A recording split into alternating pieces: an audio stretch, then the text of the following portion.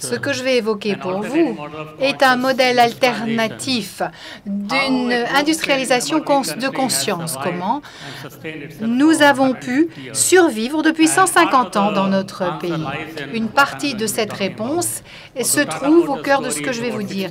L'histoire des moteurs Tata, donc Tata Motors, qui existe depuis 150 ans. Cette histoire a deux aspects. D'abord,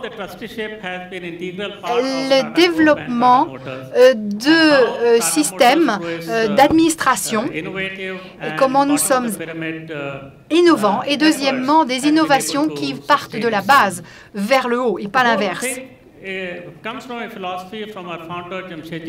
C'est Jamsetji Tata qui était notre fondateur. Il a dit que ce qui vient de la société doit retourner au centuple à la société. C'est le concept que nous avons essayé de mettre en œuvre.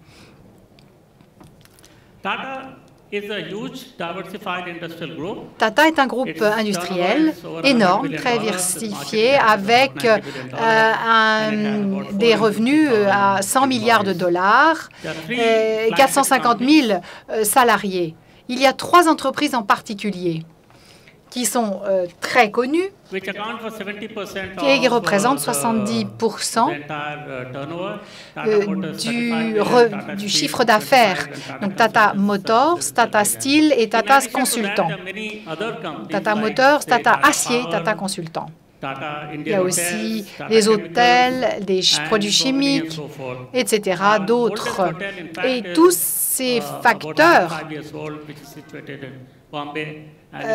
ont commencé, donc la chaîne d'hôtels, le premier était à Bombay, depuis 105 ans fonctionne et c'est le plus ancien hôtel d'Inde.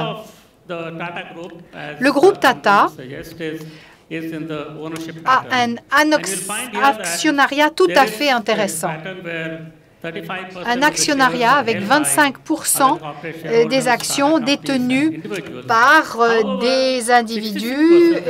Il y a ensuite 3%, donc des entreprises de Tata 13% et d'autres entreprises 18%. Mais le reste, 66%, sont 2 trusts et ces 2 fonds sont détenus par la famille, mais ce sont des fonds d'ONG qui peuvent ainsi aider en termes d'intervention en cas de désastre, donnent des bourses pour l'étranger, développement et donnent des fonds également.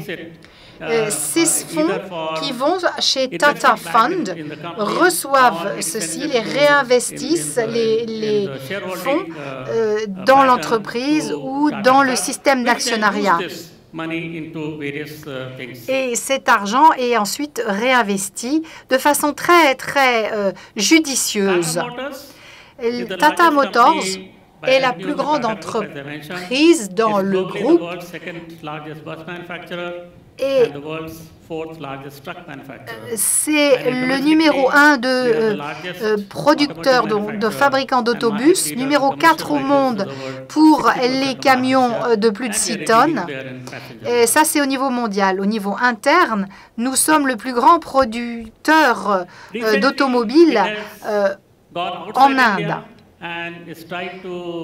Tata est sorti de l'Inde.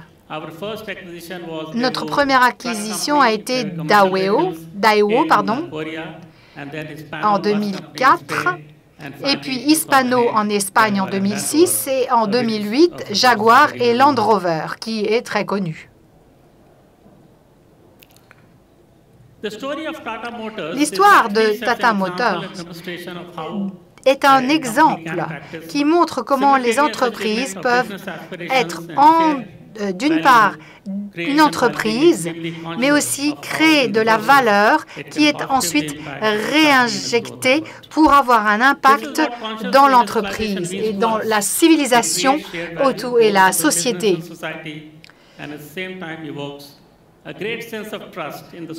Ainsi, il y a la preuve qu'un sentiment de confiance peut régner. Et ceci est intégré dans la société et sa philosophie. L'éthique même du groupe prend ceci en compte et a une influence sur les décisions prises. Tout ce qui est innovation nous ont aidés dans notre croissance et avoir un impact sur notre société. Ça a eu un impact sur notre société aussi. Un exemple maintenant de deux innovations qui partent de la base et qui viennent de la base. Tata Nano et Tata Ace. Tata Nano, c'est l'équivalent de la Volkswagen, c'est-à-dire la voiture du peuple. Tata Nano, les véhicules sont indisponibles pour la plupart des familles. C'est un besoin néanmoins. Regardez, un jour, cette idée est née un jour où il pleuvait beaucoup. Regardez le résultat.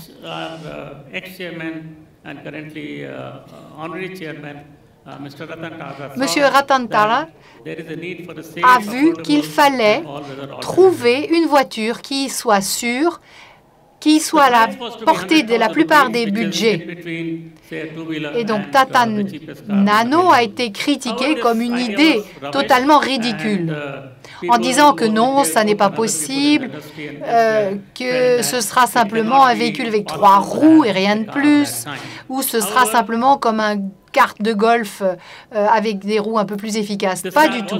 Néanmoins, la voiture a été produite avec 4 sièges pour 4 personnes, efficace, 4 litres aux 100 km et avec un équivalent des émissions en CO2 équivalent au niveau européen 4.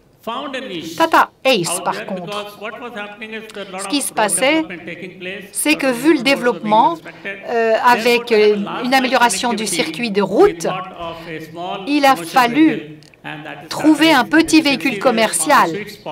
Il y en avait des pick-up et il y avait des véhicules à 3 villes et à 3 roues. Et le résultat, c'est un peu un mélange des deux.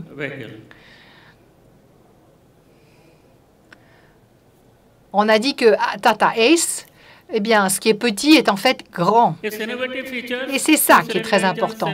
Avec des caractéristiques innovantes, avec un moteur à 2 cylindres,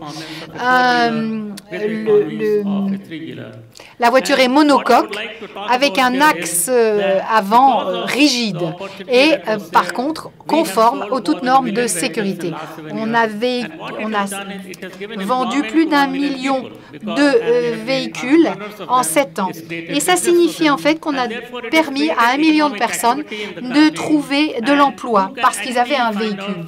Et ainsi, à partir des activités économiques, on a pu déterminer où était le besoin en termes d'activités économiques.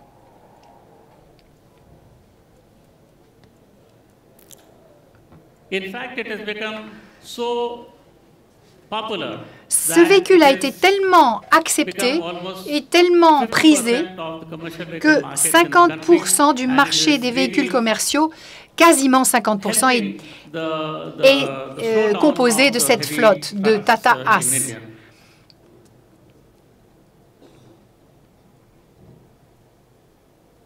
Ce que nous voulons dire ainsi, c'est que la capacité productive de Tata a pu améliorer la vie des personnes qui sont en bas de la pyramide, améliorer les emplois également. Et la population rurale a pu avoir accès aux villes aussi. Les pratiques n'étaient pas bonnes. Le développement a été assuré et le déplacement des gens a été grandement amélioré. Comme je l'ai dit, les activités économiques en ont profité largement grâce aux différents modèles. Ça, c'était les innovations au niveau de l'Inde. Parlons un petit peu des acquisitions étrangères.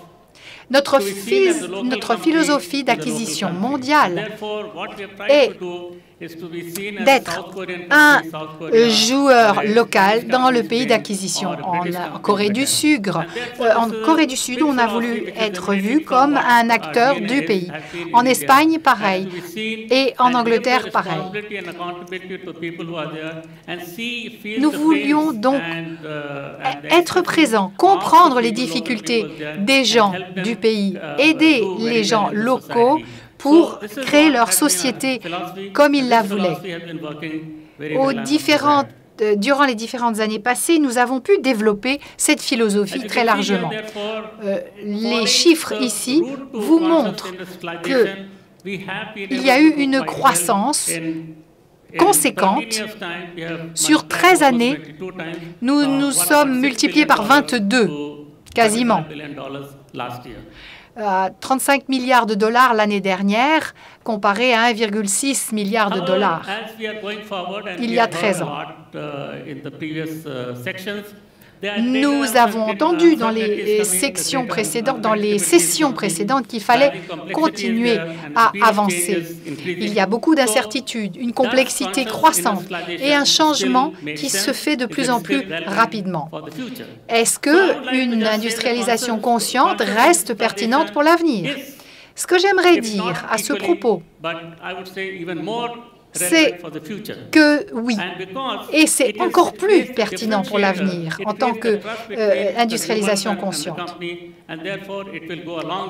Il faut que l'entreprise s'assure que les clients soient satisfaits et vous restent loyaux, fidèles. Il faut aussi beaucoup de contacts avec les partenaires en affaires, travailler.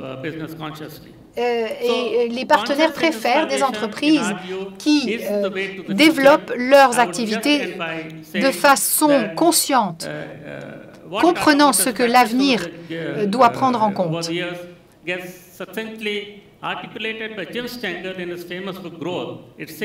La croissance doit être, à partir d'une étude sur 10 ans, de 50 000 industries, on sait que les gens suivent et les 50 entreprises étudiées ont été 400 fois plus profitables à cause de leur nouvelle manière d'investir que les autres. Et donc, une industrialisation consciente, comme l'ont fait ces 110 entreprises, ont des résultats très, très, très positifs. Je vous remercie.